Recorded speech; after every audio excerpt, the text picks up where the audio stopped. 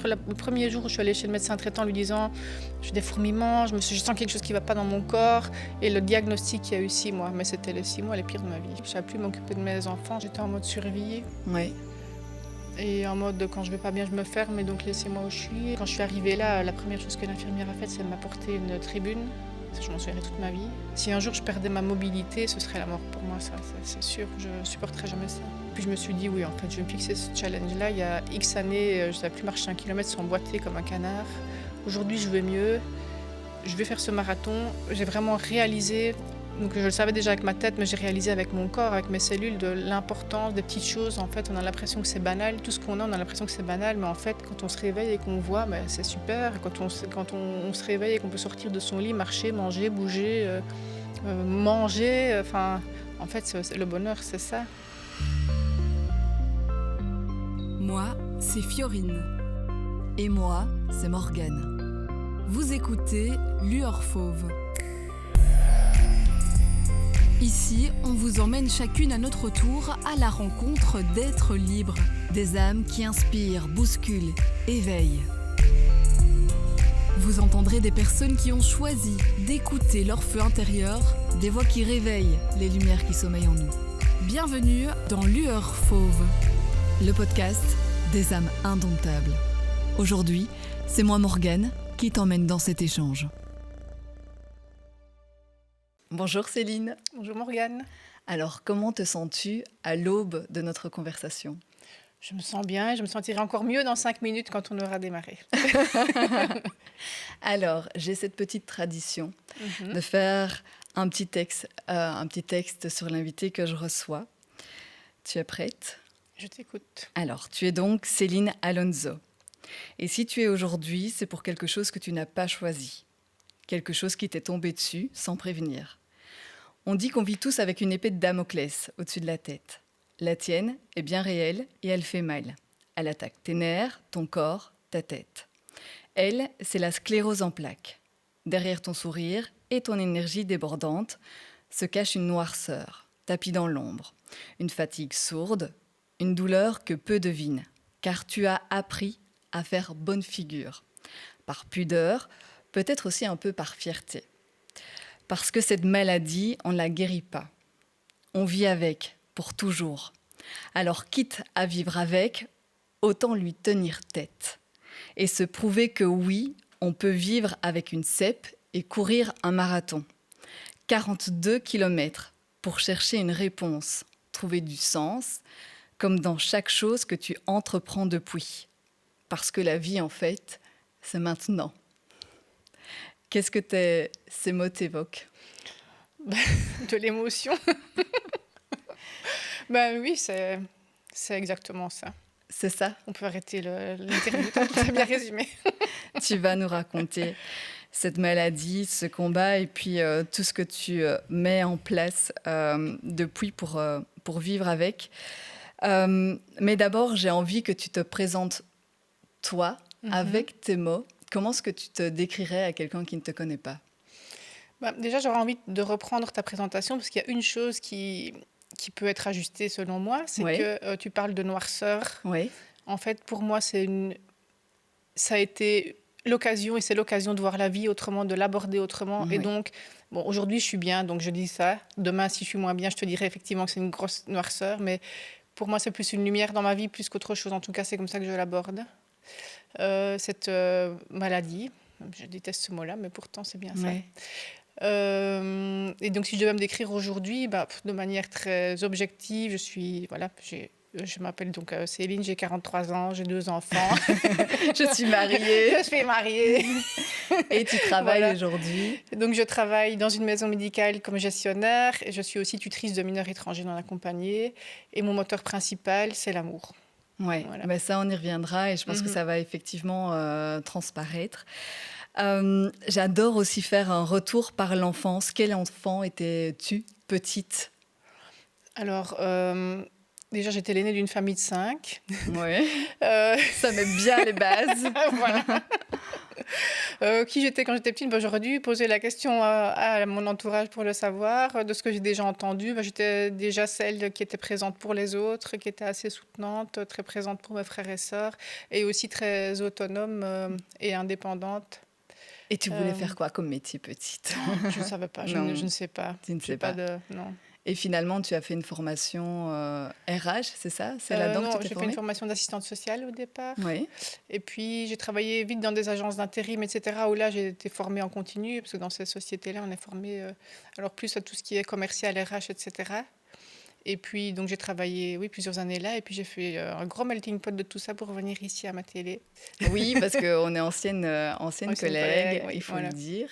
Et d'ailleurs, c'est la première fois qu'on va réellement toutes les deux parler de ta maladie, parce que j'ai dit dans ta description, je pense que tu as toujours eu beaucoup de pudeur et tu nous as toujours peu montré, même si on savait et qu'on devinait, mais tu es C'est toujours vrai restée très que discrète. la période les plus noires de ma vie, je les ai vécues quand j'étais ici, Mhm. c'est vrai.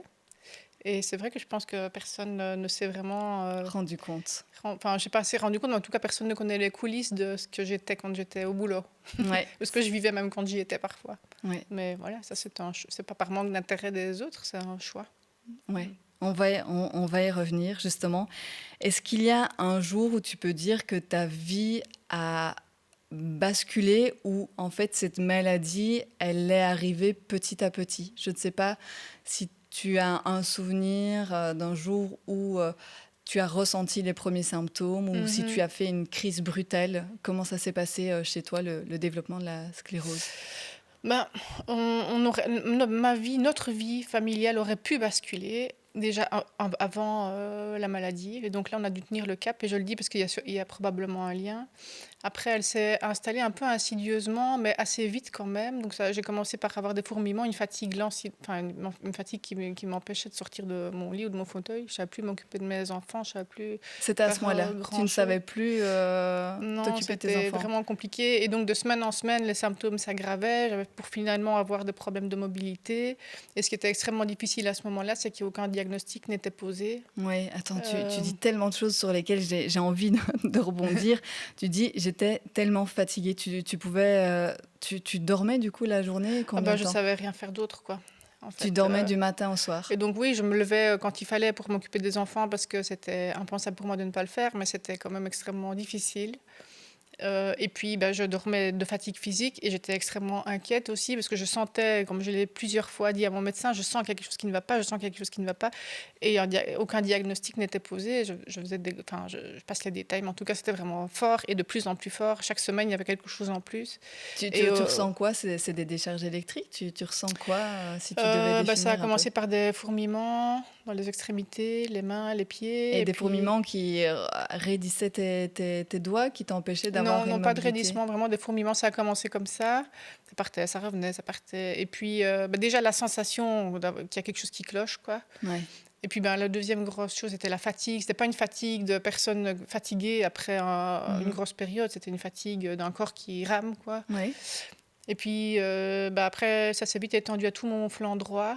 Où oui, j'avais beaucoup de faiblesse, le bras souvent très lourd, des brûlures au niveau du bras. Et puis après, c'est descendu dans la jambe. Par épisode, j'avais du mal à... Enfin, je boitais beaucoup de la jambe droite, toujours la jambe qui traînait. Donc, mon flanc droit est plus faible, quoi. Voilà, est devenu progressivement plus faible. Et donc, c'était très inquiétant, surtout que je sentais vraiment que tout partait en vrille et qu'on me disait que j'allais bien et qu'il fallait que j'aille voir un psy. Et ça, ce que tu nous décris là, c'est des symptômes qui ont été progressifs, quoi, sur plusieurs 6 jours, en 6 mois de temps. Oui. Donc, entre le moment où je suis allée, le premier jour où je suis allée chez le médecin traitant lui disant j'ai des fourmillements, je sens quelque chose qui ne va pas dans mon corps, et le diagnostic, il y a eu 6 mois. Mais c'était les 6 mois les pires de ma vie, je crois. C'était les 6 mois les pires de ta vie, parce que tu t'imagines quoi? Tu t'imagines... Justement, tu ne sais pas. Donc, et tu as 2 petits là de 5 et 7 ans autour de toi. La tête qui a envie, qui garde le cap et qui a envie de faire plein de choses, mais tu ne sais plus. Et on te dit qu'en fait, il n'y a rien. C'est ça. Rien. Donc en fait, tu es allé chez le médecin.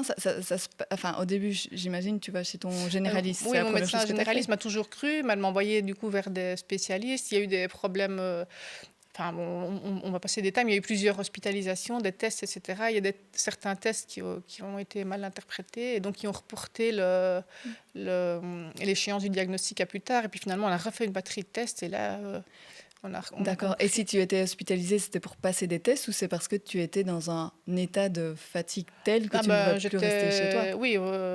Oui, c'est ça. Il y avait la fatigue, la douleur, puis j'avais aussi des grosses périodes des gros malaises qui me mettaient vraiment mal pendant 3 jours après. Des malaises, c'est-à-dire perte de connaissance, carrément? Non, je perdais jamais connaissance, mais en tout cas, j'avais un énorme moment de faiblesse où je sentais que ça arrivait, et puis après, je perdais beaucoup de force dans tout le côté droit, quoi.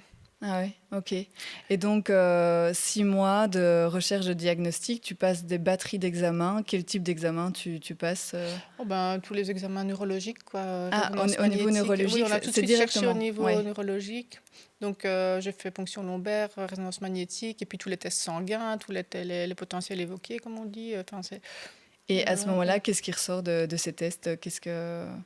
À ce moment-là, manifestement pas suffisamment, pour poser le diagnostic tout de suite. Et donc, c'est ça qui a été vraiment compliqué. Et puis, finalement, j'ai refait des tests dans un autre hôpital, donc une résonance magnétique dans un autre hôpital qui a clairement mis en lumière les nombreuses plaques au niveau de la tête. C'était au niveau, la sclérose en plaques, les plaques de la sclérose en plaques, ça se situe au niveau du cerveau?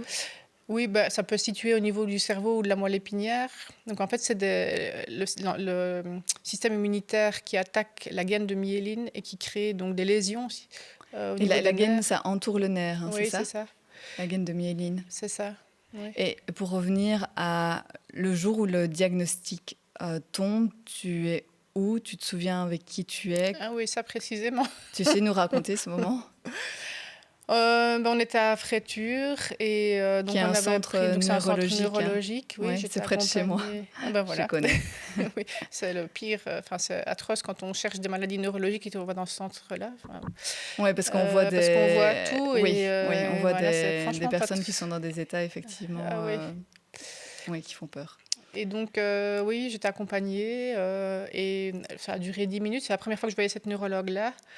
Donc, on lui a présenté les images et les éléments cliniques, les éléments des derniers examens qu'on avait refaits, de toute la batterie qu'on avait refaite, et elle a posé le diagnostic très vite.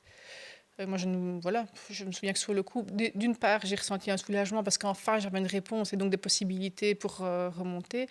Mais en même temps, j'étais dans le déni total. Je me souviens avoir dit, oui, mais moi, lundi, je vais travailler. Sauf que c'était le vendredi, que le lundi, j'étais hospitalisée pour une cure de corticoïdes pendant 5 jours pour arrêter la poussée qui était en cours depuis trop longtemps, quoi. Ouais. Et à ce moment-là, tu es seule ou tu es accompagnée au moment du verdict et de l'annonce? J'étais accompagnée Oui. de la tante de mon mari qui est infirmière et qui avait pris le rendez-vous là. Et donc, si ton mari n'était pas là, ça veut dire qu'à un moment, ce diagnostic-là, il a fallu aussi l'annoncer à ta famille? Même si on s'en doutait un petit peu et que ça a été un peu un soulagement. Moi, on avait repris une vie. C'était effectivement surprenant que je ne sois pas plus entourée, mais en même temps, ça fait 6 mois qu'on allait à gauche, à droite, tout le monde, tout le temps. Ouais. Et surtout que moi, quand je souffre, je me coupe beaucoup des personnes extérieures et que je préfère. D'ailleurs, quand j'étais hospitalisée pendant 5 jours, j'ai pas voulu qu'ils viennent. Qui? Donc mon mari et les enfants. Ah oui, c'est vrai? Oui, voilà. En plus, à ce moment-là, ça allait aller. Je passais par là, puis ça allait passer. Dans une grosse phase de déni. Donc, pas de déni, mais oui, peut-être de déni, et puis je voulais aller de l'avant, puis en plus de ça, ils allaient voir tout cet environnement qui était vraiment pas gai. Ah, parce que, attends, pour reprendre les choses dans l'ordre, donc en fait, tu as le verdict qui tombe le vendredi directement, tu es hospitalisé le lendemain? Le lundi, le temps que je prépare mes trucs. Le lundi, donc là, quand même, entre-temps, tu leur annonces, je suppose. À tes enfants aussi? Oui, on a toujours été très transparents par rapport aux enfants. Ils ont compris? Non. Je crois pas. Ils étaient trop petits, ils avaient quel âge à l'époque? 5 et 7 ans. Ouais, c'est vrai que c'est tout petit. Oui, même maintenant, on en parle très ouvertement, mais ils voient. Et effectivement, c'est pas une façade. Je vais bien, je veux aller bien. Quand j'ai un moment de difficulté, je me repose, je suis dans ma bulle, je me mets dans ma bulle, ils le savent. Et Et puis je reviens et c'est parti, on n'en parle pas Ouais. spécialement. Et donc, du coup, ça, le lundi, tu rentres à l'hôpital pour 5 combien jours. de temps? 5 Ouais. jours. Et tu savais que tu rentrais pour 5 jours Oui, ou oui, c'était ça, à elle me durée l'avait dit. indéterminée? Oui. D'accord. Et là, tu ne veux pas les voir. Là, C'est je quoi? demande qu'ils viennent pas me C'est voir. pour les protéger eux ou pour te protéger toi? Oui, plus pour les protéger, sûrement. Oui. Et puis Et aussi, puis, quand je vais mal, je suis mieux toute seule. Donc, oui. même si j'avais pas l'impression que j'allais mal, voilà, avec le recul, j'allais. Oui, oui, c'est vrai. Et tu étais, comme tu dis, dans une phase de déni, quoi. Oui, c'est ça.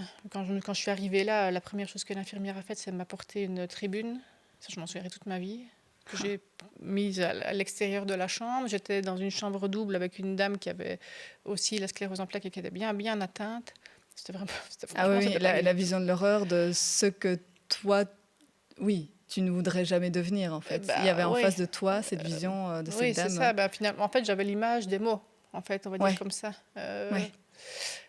De Et ce qu'on donc, t'avait dit, la médecin, elle t'a dit quoi, en fait, quand elle t'a annoncé la sclérose en plaques? Vous je avez la vois, sclérose en plaques, voilà non, comment ça va se passer? Qu'est-ce non, qu'elle te dit? j'ai pas beaucoup de souvenirs. Je me souviens juste qu'elle avait les images de l'autre hôpital et les images de Liège, Ouais. qu'elle passait d'un à l'autre. Je vois ses yeux qui changent Ouais. et l'effroi sur son visage et j'ai compris tout de suite. Et on puis, avait déjà imaginé que ça puisse être la sclérose en plaques avant? non, ça n'avait jamais été dit Ça n'avait jamais aussi été dit. clairement, mais bon, je m'étais comme un peu Ouais. renseignée aussi, et à force de chercher, Mhm. oui, puis oui, elle a dit, oui, elle a tout de suite dit sclérose en plaques. Ouais. Le Bon, reste, je me souviens plus. le diagnostic. Ouais. T'as un espèce de blackout aussi un peu Je la après? vois chercher, je vois l'effroi sur son visage quand elle regarde les images en Mhm. disant, mais enfin, comment c'est possible qu'il n'ait pas vu ça? Ouais. Et puis je vois qu'elle le dit, et puis après, je ne peux plus. C'est vrai que ça paraît fou, en fait, que les premières radios n'aient pas...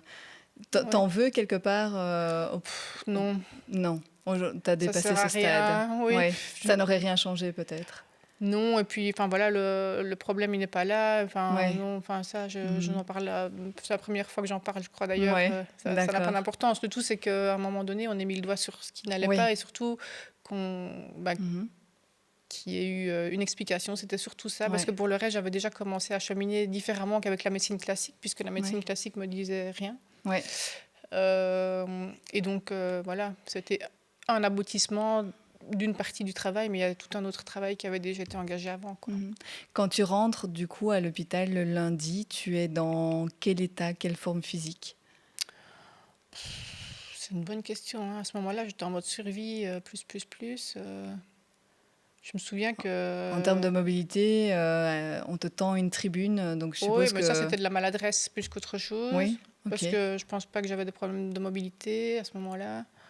Non, moi, j'étais fatiguée, mais non, Ouais. je me souviens que ma tête fonctionnait, donc je disais que ça va aller, que c'était, Ouais. voilà, qu'il y avait pire, que voilà. Et là, c'est un traitement de quoi? Tu peux m'expliquer un peu le traitement qu'on donne quand on a la sclérose en plaques, comme ça, le traitement de choc que tu as reçu? C'est des corticoïdes, donc le but, c'est de diminuer l'inflammation pour atténuer la poussée. Oui.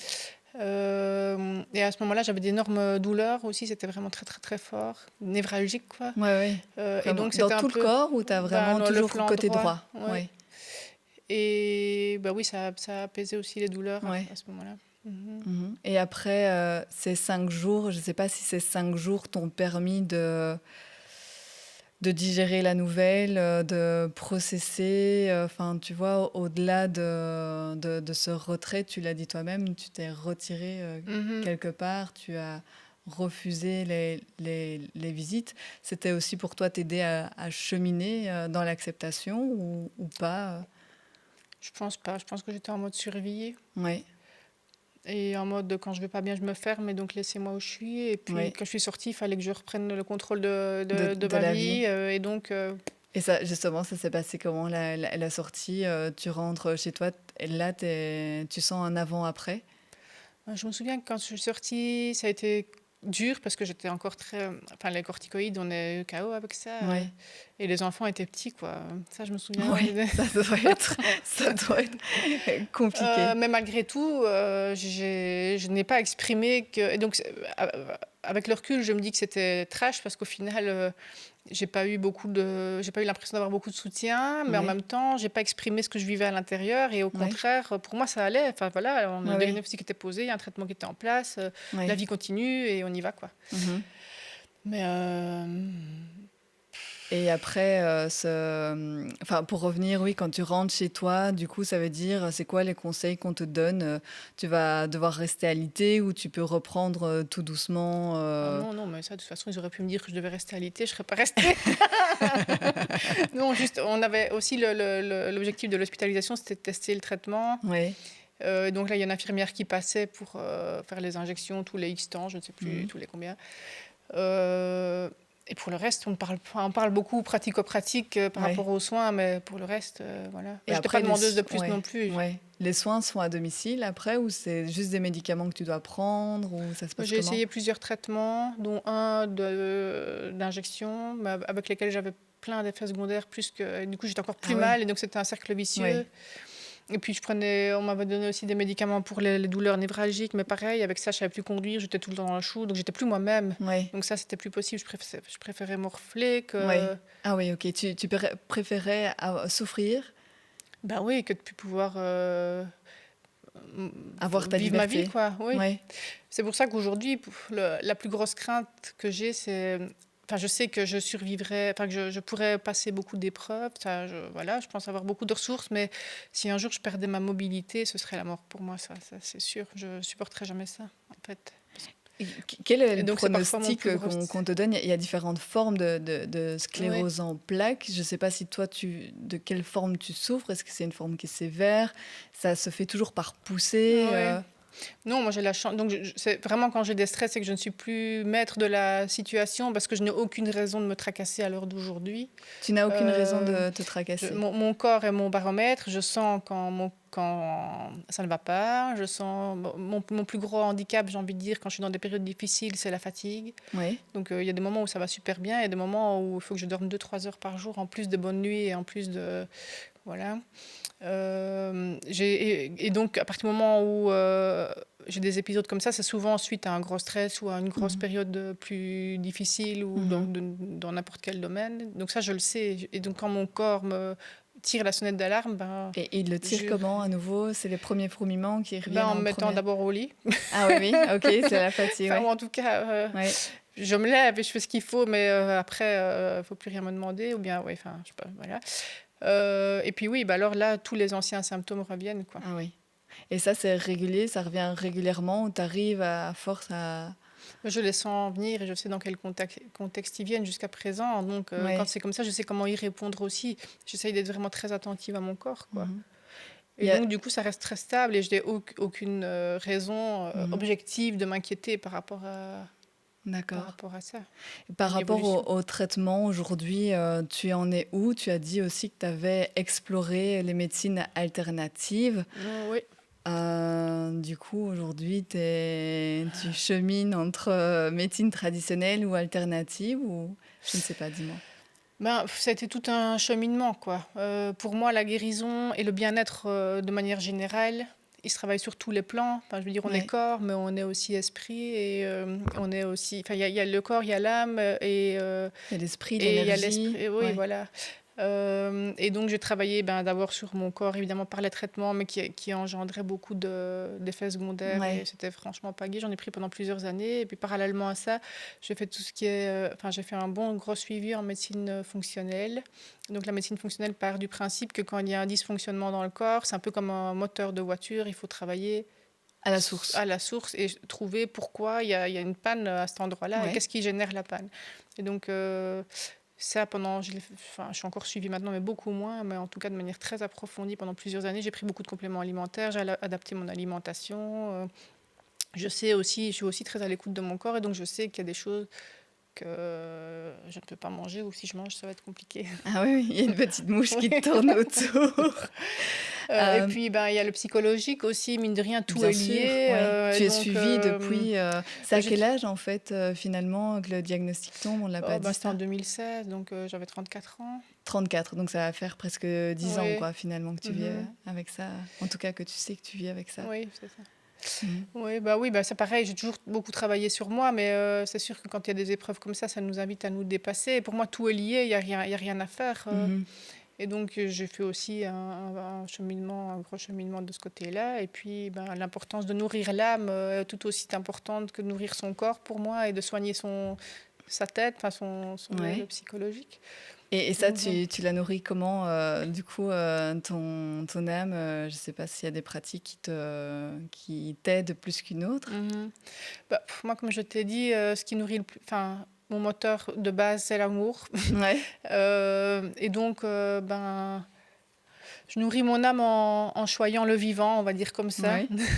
Que ce soit les membres de ma famille, que ce soit les jeunes que j'accompagne dans le cadre de mon second boulot, que ce soit la nature ou n'importe. Enfin, je veux dire... Tu te soignes en essayant de rester connecté quelque part Oui, c'est ça, à à toi. la force universelle, Ouais. finalement.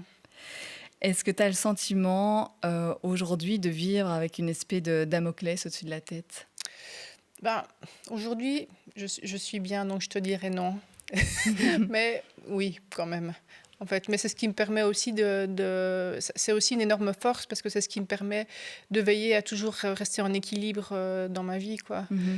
Et une des questions que je me pose régulièrement, parce que ça, je suis persuadée aussi que le corps parle quand on n'est plus à sa place ou quand on n'est pas à sa place dans quelque situation que ce soit. Et donc régulièrement, quand je sens qu'il y a quelque chose qui ne va pas, bon, ok, ici dans telle situation, est-ce que je me sens toujours à ma place? C'est ce que je disais dans la présentation, il y a cette volonté en toi de toujours chercher des réponses, de trouver du sens, du pourquoi. Oui, chercher l'alignement en fait, ou maintenir l'alignement, parce qu'aujourd'hui je me sens vraiment alignée entre tout ce les 3 piliers qu'on vient d'évoquer. Et voilà, la vie évolue, le monde évolue, et le tout c'est de rester... donc nous aussi on est amenés à évoluer, et donc si on est bien à un endroit à un certain moment, on peut ne plus l'être pour diverses raisons quelques années ou quelques mois plus tard. Et je pense qu'une des clés c'est de pouvoir déjà avoir l'honnêteté de se l'avouer à soi-même, et puis si nécessaire de poser les changements qui s'imposent. Ouais.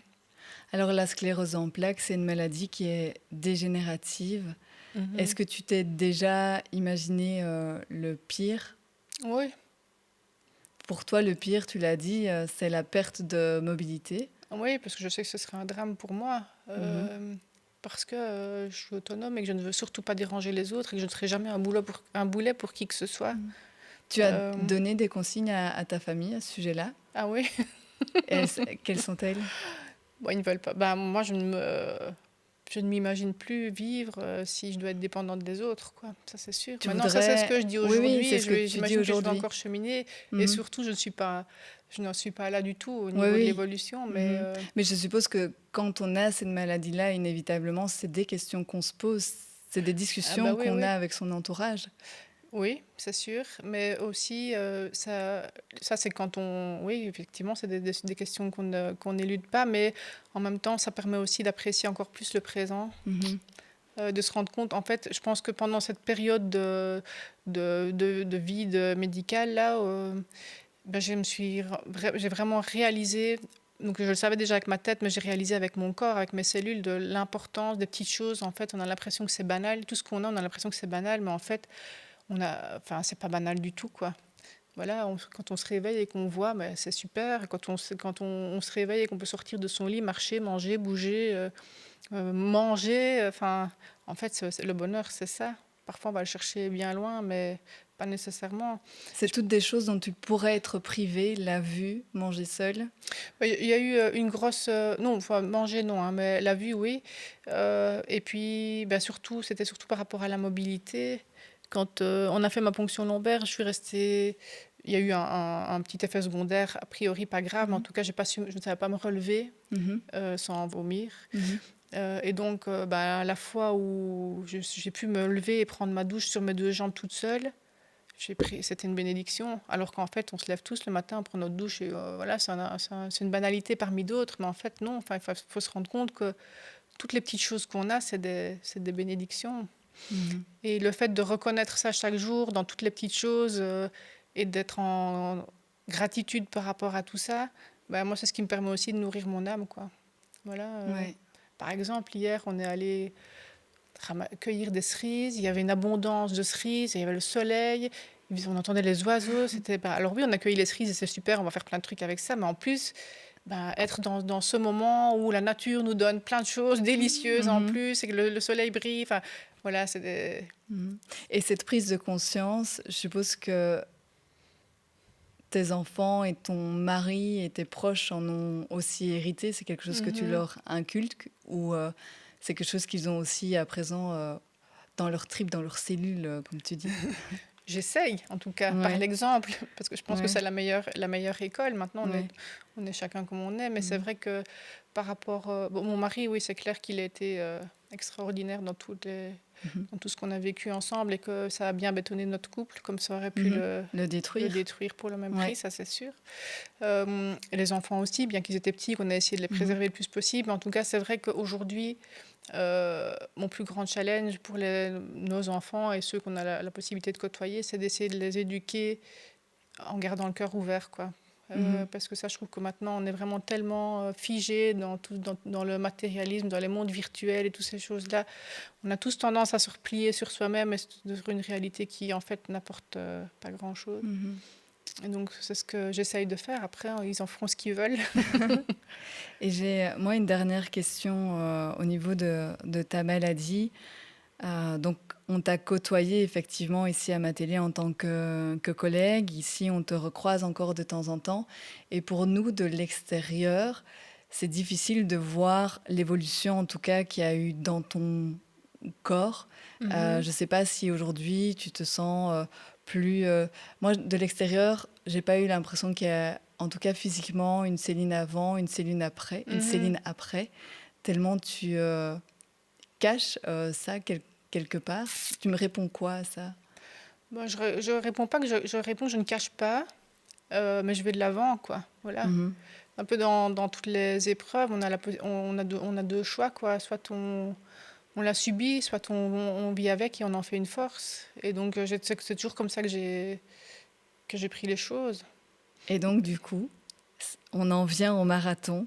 Tu as décidé d'en faire une force et un jour, tu t'es réveillée, tu t'es dit, je vais faire un marathon. Oui, c'était vraiment ça. C'est vrai? Oui. Je me suis dit, oui, je ne sais plus ce qui s'est passé dans ma tête à ce moment-là. Je sais que j'avais vu... donc déjà, on en parlait un peu avec mes frères et sœurs en se disant, tiens, on se fixerait bien un objectif commun. Voilà, on avait évoqué marathon, oui, non. Et puis, entre-temps, j'ai vu le documentaire de Marine, je ne sais plus, une Française qui a aussi la sclérose en plaques et qui a affronté sa maladie différemment, plutôt en affrontant en voyageant, elle. Mais elle avait fait un marathon et après, je me suis rendu compte, à mon avis, ça m'a influencée inconsciemment parce que je n'avais même pas vu dans la première... ça ne m'a pas marqué dans la première fois que j'ai regardé ce documentaire-là. Puis je me suis dit, oui, en fait, je vais me fixer ce challenge-là. Il y a X années, je ne savais plus marcher 1 kilomètre sans boiter comme un canard. Aujourd'hui, je vais mieux. Je vais faire ce marathon. Et si en plus, ça pouvait me permettre d'inspirer des personnes qui vivent des difficultés aussi, pourquoi pas. Et voilà. C'est parti de là. Oui. Mais donc, à ce moment-là, donc c'est 1 an auparavant. Non, c'était pas 1 an. C'était au mois d'octobre et j'ai couru au mois d'avril. C'était au mois d'octobre que tu boitais comme un canard? Non. Donc, au moment du diagnostic, principalement. Après, j'ai eu des épisodes où je boitais plus. Non, ça, c'était plusieurs années avant quand même. D'accord. Après, j'ai essayé de courir plusieurs fois pendant les années qui ont suivi, mais physiquement, j'en étais complètement incapable. Ok. Donc, je suis remontée progressivement, quoi. Je me suis sentie remontée par palier. Oui. Et puis, au mois d'octobre, je me suis dit, allez, go, quoi. Go. Et là, tu as recommencé à courir, à coacher, j'imagine, pas toute seule ou... Oui, si, là, toute seule avec une application. Ah oui, ok. Et voilà, j'ai téléphoné à Catherine Jacques, je lui ai dit... Catherine Jacques, qui est, tu peux nous en parler? Donc Catherine Jacques qui est sportive qui fait des trails. Oui, des trails et qui fait aussi de l'accompagnement individuel. Et donc, je lui ai téléphoné, je me souviens, c'était début octobre, je lui ai dit si je courir un marathon début avril, ça te semble jouable, en sachant que ça fait des mois que je me suis préentraînée, que je pars de zéro. Elle m'a dit oui. En sachant que j'ai la sclérose en plaques. Oui, par ailleurs, oui. Elle m'a dit oui, je suis sûre que tu es capable de le faire. J'étais sur la 411, je m'en souviens. J'ai dit ok, c'est plié. Quand je suis rentrée chez moi, je leur ai dit. T'as annoncé à ton mari, bon les gars, je vais faire un marathon. J'avais déjà, quelques années avant, j'avais fait les 20 km de Bruxelles. Et là, je me souviens que quand je l'ai dit à mon mari et à mes frères et sœurs, ils m'ont dit 20 km, tu te rends compte, tu vas te griller, c'est trop dangereux. Et là, je dis là, mais tu viens de me donner ma plus grande force encore. Continue. C'est à ça que tu marches, en fait. Ils étaient inquiets, en fait. Oui, bien sûr, c'est normal, c'est une réaction. Mais c'est aussi une manière de me dire, oui, ok, il y a ça, je sais payer Damoclès là, parce que clairement, elle est là, mais en fait, je veux aussi me prouver à moi-même qu'elle va rester bien haut, quoi, l'épée, elle m'atteindra. Enfin, voilà. Oui. Et donc, tu commences à t'entraîner. Comment se passaient ces premiers entraînements? J'avais donc... c'était calme. J'ai suivi l'application au pied de la lettre. Oui. C'était en hiver. Donc, ça m'obligeait à sortir quand il faisait bien froid, etc. Ce qui n'était pas plus mal non plus. Même si parfois, je voulais rester chez moi. Et voilà, je me souviens avoir eu une grosse période de doute 3-4 semaines avant parce que ça faisait pas longtemps que j'arrivais à courir 15 km sans m'arrêter. Et puis, j'ai abordé le marathon. Le premier, parce que le deuxième, j'étais plus sereine, mais le premier, j'ai fait 25 parce que tu as fait kilomètres. 2 marathons, on n'était qu'au premier. C'était lequel? Tu as choisi lequel pour ton tout premier marathon? Paris pour le premier. Magnifique. Et donc, je l'ai jamais fait, mais je l'ai déjà accompagné. Ah oui, il est magnifique en effet. Sauf qu'on a eu très froid. Et donc voilà, j'ai fait les 25 km, on va dire, au physique, et les 25 premiers, et le reste au mental. Et tu l'as vu comme un parallélisme sur ton combat, ce marathon? Oui, clairement. Les combats, de manière générale, et la vie au sens large, j'ai envie de dire, où il y a des périodes où on est bien, on court tranquille, on profite des beaux paysages, des gens, etc. Et puis, il y a un moment où il y en a qui se frappent contre un mur, qui ont le mur, et donc là, parfois, le mur des 30, parfois, le corps ne permet vraiment pas d'avancer, plus d'avancer. Ça, c'est aussi le cas parfois dans la vie, où le corps te lâche, et puis tu dois... mais aussi, c'est un moment difficile, et tu te dis, qu'est-ce que je fais avec ce moment-là, quoi. Ou je m'arrête, je me mets en boule dans un coin, et j'attends que ça passe, ou je continue malgré tout, je puise dans mes réserves, qui sont très souvent insoupçonnées quand on vit des moments plus difficiles. Et puis tu continues, et puis tu passes outre, et tu te demandes ce que tu t'es infligé, et puis voilà. Et en fait, on avance. Et puis à un moment donné, tu te rends compte que tu retrouves du plaisir, finalement. Et puis quand tu arrives au bout, c'est c'est super. Et surtout quand tu te retournes et que tu regardes le parcours parcouru, tu te dis waouh. Et en fait, dans la vie, c'est comme ça, dans toutes les épreuves, qu'elles soient petites ou grandes, ou même s'il n'y a pas de petites ou grandes, selon moi, c'est vraiment la manière dont tu les perçois qui font qu'elles sont petites ou grandes. Mais... Et donc, tu fais ces 25 premiers kilomètres pour revenir vraiment au marathon. Là, tu dis ça va. Et puis après, tu rentres dans le dur. Ah oui. Là, ça a vraiment été compliqué. C'était quoi, physiquement? Là, tu sentais que ton corps... Oui, là, je me suis mise en mode... Oui, là, mon corps était... Voilà, j'ai dû aller puiser très loin dans mes réserves. Effectivement, c'était trop, peut-être, pour toi, cet objectif. J'étais peut-être probablement pas suffisamment prête. Mais bon, malgré tout, il continuait à... Voilà. Et donc, j'interagissais beaucoup avec lui. Quand tu dis que tu interagissais avec lui, c'est... je m'auto-félicitais, j'y allais plus qu'autant, on va y arriver, après je te fous la paix. Tu parles à ton corps, dans ma tête, quoi. Allez, on va y arriver, oui.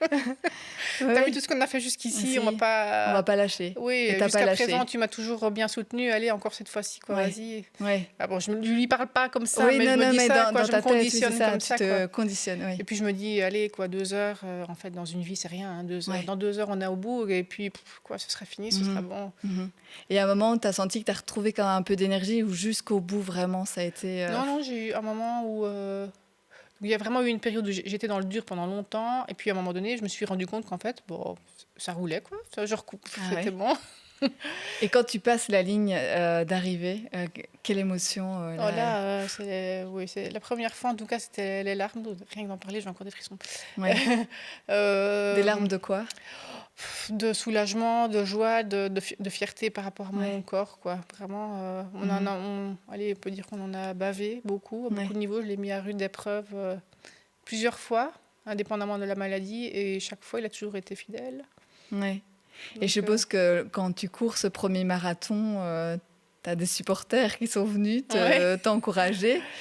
Ça aussi, en fait, le parcours, il est similaire à la vie. Je veux dire, on est seul, on avance. Et puis alors, il y a Déjà, il y a les gens avec lesquels on court, ça c'est très très gai parce qu'il y a une certaine solidarité entre coureurs. Il y a les supporters à certains endroits du parcours, effectivement, toute la famille était là. Mais il y a aussi des moments où on est seul face à soi-même. Et les supporters, ils sont là, mais ils ne courent pas à notre place. Et les ravitaux, ils sont là, mais ils sont là pour nous alimenter, mais ils ne font pas le travail à notre place non plus. Et en fait, la vie, c'est ça. On est seul. Entouré mais seul à vivre ça. Oui, c'est ça, vrai. mais de manière, pas rien qu'au travers d'une épreuve, de manière générale. Générale, oui, tout à fait. Voilà, Oui, non, c'est une hyper belle métaphore, je la trouve hyper juste. Et quand tu retrouves du coup tes proches, qu'est-ce que tu vois dans leurs yeux? Oh là là, voilà, c'est plutôt à me faire pleurer. Qu'est-ce que tu vois dans leurs yeux? La fierté, quoi. Je crois que c'est une des premières. D'ailleurs, mes enfants, pendant plusieurs jours après, m'ont dit maman, qu'est-ce qu'on est fiers, qu'est-ce qu'on est fiers de toi. Et c'était gai parce que d'une certaine manière, ce combat-là, je le vis intérieurement très fort, mais comme j'extériorise pas beaucoup, c'est difficile pour mes proches aussi, et surtout pour les proches pour mon mari particulièrement. Et puis c'est pas quelque chose qui se voit, donc c'est difficile. Il dit toujours si tu avais une jambe cassée, ce serait facile. Mais c'est ici, ce que j'allais dire en fait, parce que je trouve que quand on court un marathon, on voit parfois, c'est vrai, des gens sur le parcours qui ont un handicap, mais qui est visible. Et ces gens-là bénéficient de davantage d'encouragement, d'admiration. Toi, tu as couru finalement ce marathon dans l'indifférence du public, pas dans l'indifférence de tes proches. Mais je me dis, quand tu passes à la ligne d'arrivée, purée, les gars, je l'ai fait. Et en fait, j'ai la sclérose en plaques, vous savez pas, mais je l'ai fait, quoi. Je sais pas si tu t'es dit, je suis pas comme vous, quoi. Moi, j'ai ce petit truc en plus. Oui, même si je suis persuadée que tout le monde a ses combats et qu'il y en a probablement beaucoup qui en vivaient autant, Donc, par rapport aux autres, je me sentais pas plus. C'était vraiment par rapport à moi, quoi. Voilà, je me suis dit, waouh, on l'a fait. Allez, regarde d'où on vient, regarde où on est aujourd'hui. C'est pas encore le top du top à ce moment-là. J'étais quand même pas dans une super période malgré tout. Mais on continue et on va y arriver, quoi. Et comment se passe l'après? J'imagine que les premières heures, tout ton corps est chaud, plein d'adrénaline, qu'il y a cette fierté. Est-ce que, allez, peut-être quelques heures après, voire le lendemain, là, tu sens que tu as le retour du boomerang après ce marathon? Oui, là, musculairement, tu sens que tu vis, ça c'est sûr. Mais ça, tout le monde, j'ai envie de dire, après un marathon, j'imagine. Oui, par rapport à la situation particulière qu'on vit, non, je pense pas avoir eu de retour particulier. T'as pas eu une poussée, une crise, tu t'es pas mis en danger? Ah non. Alors ça, par contre, c'était le deal aussi avec moi-même. D'ailleurs, j'ai fait le premier sans montre, sans rien du tout. Le mot d'ordre, c'était à l'écoute de mon corps, quoi. Voilà. Donc, j'avais pas d'objectif de chrono. Je voulais juste arriver au bout.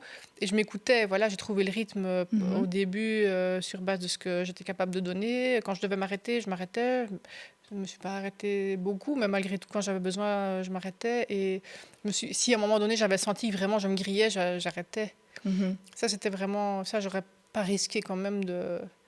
Tout comme je n'aurais pas... Enfin, je dis ça, mais... Vas-y, va jusqu'au bout de ta phrase. Tout comme je n'aurais pas pris la ligne de départ, je me sentais en danger, mais en même temps, il aurait fallu vraiment beaucoup pour que je ne la prenne pas, je crois. Et tu l'as couru en combien de temps finalement, le premier à Paris, tu te souviens? Je ne suis pas super fière de mon chrono. Mais on s'en fout, c'est ce que tu viens de dire. C'était l'écoute du corps et juste passer la ligne, quoi. 5 heures. Ouais. Et le deuxième, c'était où après? En fait, tu t'es dit que c'était tellement bien que tu allais remettre ça.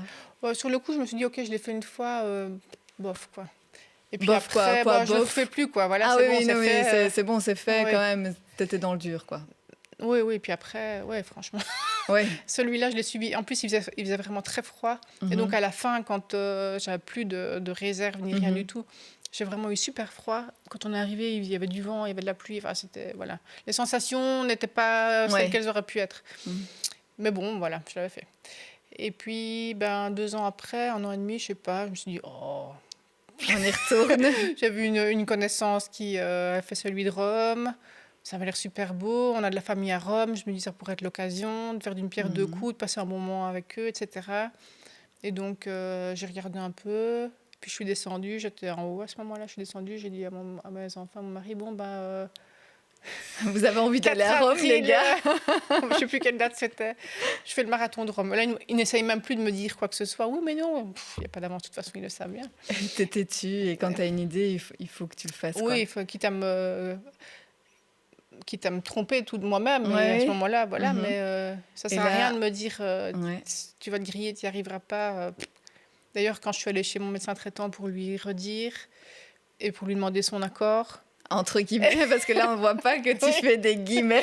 elle m'a dit je vais rien te dire d'autre, je sais que tu viens juste chercher la validation.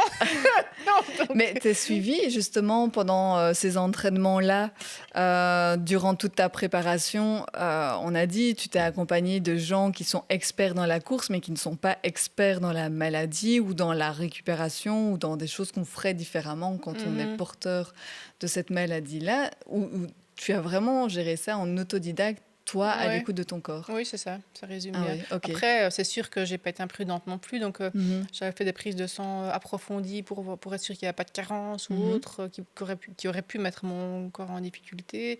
J'avais vraiment soigné mon alimentation, voilà.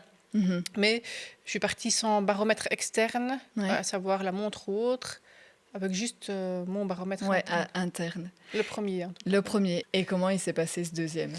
Ah ben non, le deuxième, j'étais plus dans le plaisir. Là, j'étais beaucoup plus régulière au niveau de l'allure. Oui, j'ai eu l'impression de le faire moins au mental que le premier, Ouais. quoi. Et ça J'étais ça t'a apporté toujours le même boost, ce boost que tu recherches, cette adrénaline que tu recherches, cette envie de te prouver quelque chose, enfin, quelque part que tu peux le faire, c'est ça, j'ai l'impression, au travers des ou marathons. plutôt que mon corps va bien. Je crois que Oui, c'est plutôt en ça, fait, parce c'est ça que que mine de je rien, vais chercher. l'épée de Damoclès, elle est toujours en toile de fond. Oui, Et malgré tout, oui, si je vois des gens à mobilité réduite ou des choses comme ça, ça ah oui, tu le pourrait vois me presque détruire. comme un miroir sur ce qui pourrait t'arriver. Oui, Quoi. même si objectivement, il n'y a Ouais. rien qui pourrait aller dans ce sens-là, mais voilà. Mhm. Et donc, je pense que par des défis comme ça, d'une part, ça m'oblige à me préparer de manière régulière et donc à faire du sport, et ça, il n'y a rien à faire C'est pour bon. la santé du corps et de l'esprit, c'est Ouais. bon. Et puis surtout, arriver au bout, ben, je me dis, ok, ça va, Oui, ça va en encore, fait, quoi. c'est ton baromètre de santé Oui, c'est ça. toi, quelque part. Oui, c'est ça. C'est en fait, mon corps est toujours là Oui, et c'est ça. il n'est pas en train de me lâcher. Oui, Ça c'est te ça. rassure? C'est quelque Oui, chose oui, qui c'est te ça. rassure. Oui, c'est ça. Oui, c'est ça, parce que c'est le sentiment que j'ai eu pendant les 6 mois particulièrement difficiles, c'était que mon corps m'abandonnait.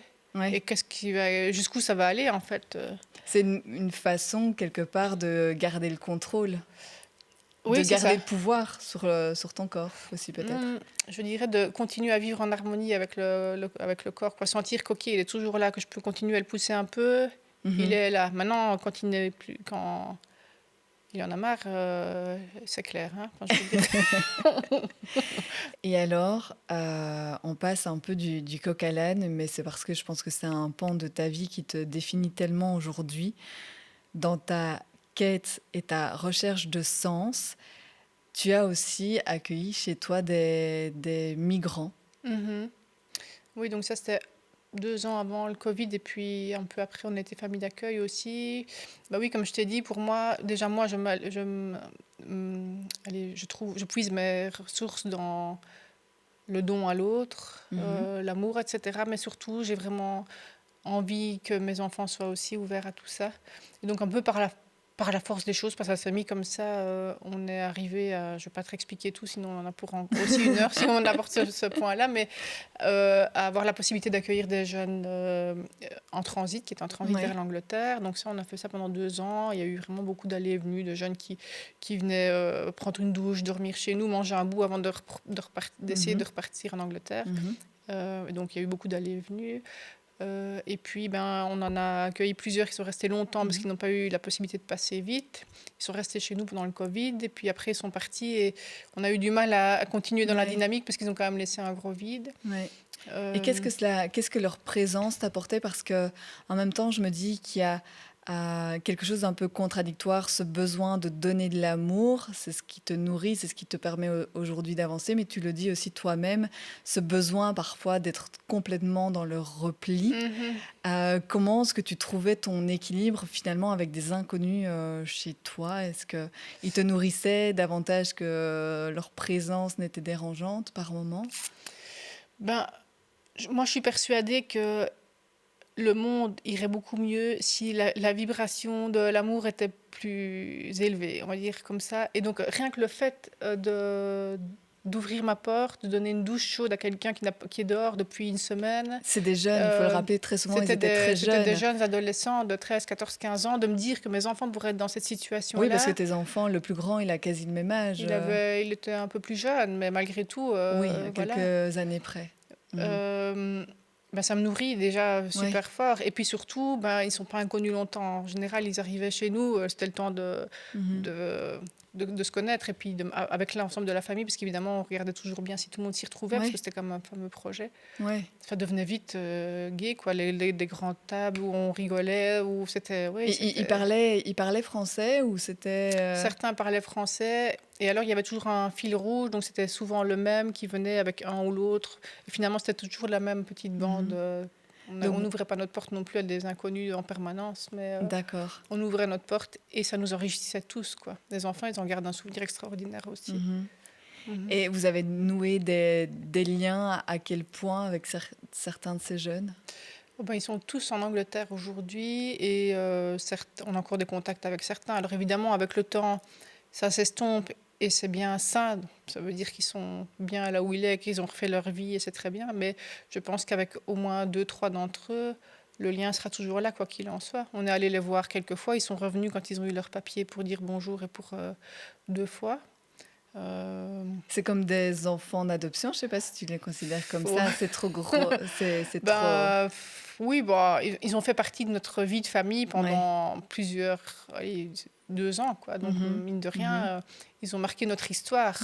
D'une certaine Et tu te sentais manière. Mieux quand ils étaient là ? Je me sentais bien, en tout cas, et ça contribuait à mon alignement. Et je me sentais bien égoïstement moi, mais aussi de voir que toute la famille était en harmonie avec ça, avec ce qu'on vivait, finalement. Parce que et aujourd'hui, à nouveau... vous revivez à 4 dans votre foyer, je veux dire, originel. Tu ressens un vide, un manque par rapport à ça ? Après les migrants, on a été famille d'accueil d'un autre jeune pendant 2 ans encore. Et après, effectivement, sa famille est arrivée, donc il a quitté la maison. Mais non, j'ai pas ressenti de manque, mais le besoin de nous retrouver en famille, ça oui. Et on l'a tous ressenti comme ça. Ah oui, à un moment, il fallait quand même... vous retrouver. Oui. Et puis les enfants grandissent, on se rend compte que voilà, ils sont à l'aube. Enfin, à l'aube, j'exagère, mais le temps passe tellement vite qu'ils seront peut-être bien vite partis aussi. Et donc, on a tous senti que la boucle était bouclée, en tout cas pour le moment, par rapport à ça. Et on s'est recentré vraiment sur nous. Mais là, on est en train de réfléchir pour être famille de parrainage un week-end par mois, mais plus... Ok. Voilà. Est-ce que tu penses que tu aurais eu cette ouverture si tu n'avais pas eu ta maladie ? Oui, ça, je pense que ça fait partie de moi. Et oui, je pense pas que ça ait joué. Maintenant, oui, prendre encore plus conscience de la chance qu'on a, mais non, je pense que ça n'a pas joué. Et pour revenir à toi, on comprend bien cette notion que tu as, ce besoin que tu as de donner, et en même temps, j'entends beaucoup que tu as cette difficulté à pouvoir prendre peut-être ce que les autres te donnent aussi, quelque part. Oui, ça, c'est un truc que je dois travailler en permanence. En même temps, voilà, on ne donne pas pour recevoir.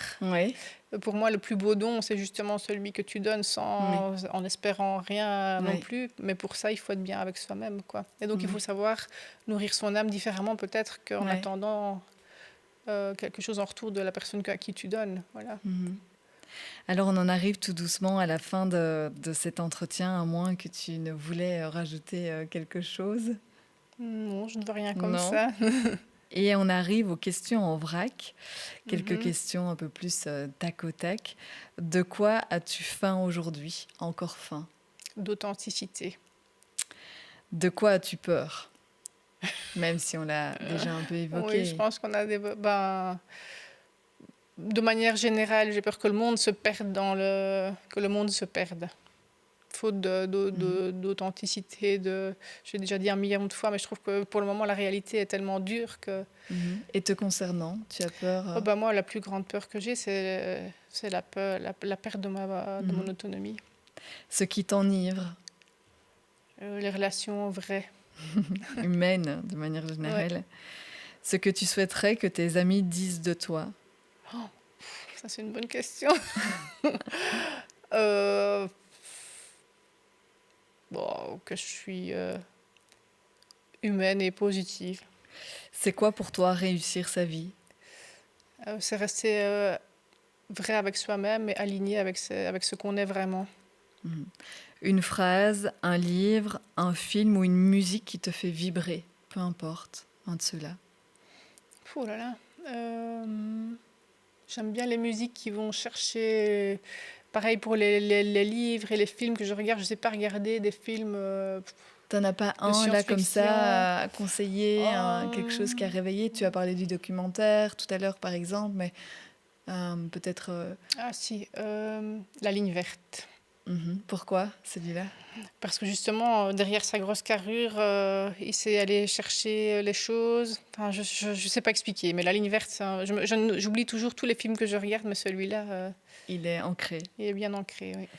On en arrive à la dernière question de notre conversation. Comment te sens-tu justement au crépuscule, pour le dire de manière poétique, de notre échange? Je me sens très bien.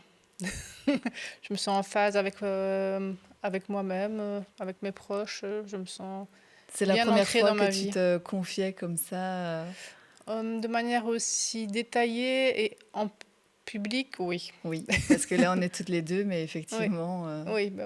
Ça va être diffusé. Je n'aurais pas su le faire à d'autres moments, je pense. Mais voilà. Tu es contente de l'avoir fait? Je suis contente de l'avoir fait, pour autant que ça puisse aider d'autres personnes qui pourraient se retrouver dans des situations difficiles, quelles qu'elles soient. Je pense que moi, ce que je retiens en tout cas, c'est que rien ne dure. Quand on est dans une difficulté, ça ne dure pas. L'exemple du marathon, c'est pareil. Se dire, bon, allez, là, je suis dans le dur. Dans 1 heure, c'est fini, quoi, basta. Et en fait, pour tout, c'est pareil. Quand on est vraiment en difficulté, se dire, OK, là, je morfle. C'est compliqué, mais ça ne durera pas. Lève-toi et marche, quoi. Oui, c'est ça. On y va. Merci. Merci à toi, Morgane. J'espère que cet épisode aura fait vibrer cette lumière fauve qui sommeille en toi. Si cette histoire t'a plu, aime-la, partage-la et fais-la rayonner autour de toi. Retrouve-nous sur toutes les plateformes de podcast et sur la chaîne YouTube de Ma Télé. Et si toi aussi tu as une histoire à raconter ou que tu connais une lueur fauve dont l'histoire mérite d'être partagée, écris-nous à lueurfauve@matele.be.